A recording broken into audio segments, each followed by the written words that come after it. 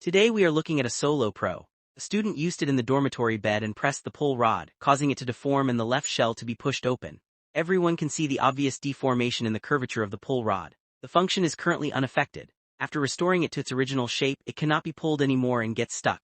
Everyone can see that the non-deformed one has a curvature and the extension and retraction are smooth.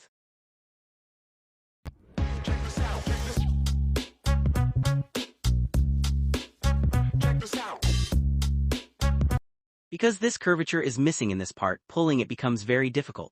Even if we try to restore it to its original shape, the side shell is still broken and cannot hold. You can see the curvature at this position of the pull rod. It has a curve. We directly replaced it with a new pull rod and restored it to its original shape. The entire side shell and pull rod replacement has been perfectly completed.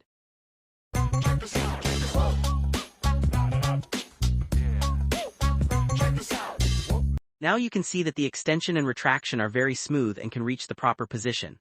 The deformed pull rod has been removed, therefore when using this machine be sure to avoid pressing this pull rod as much as possible. The metal of this pull rod is very hard and once deformed it cannot be reshaped, so replacement is the only option. Please pay attention when using this machine. That's all for this video. Thank you all for watching.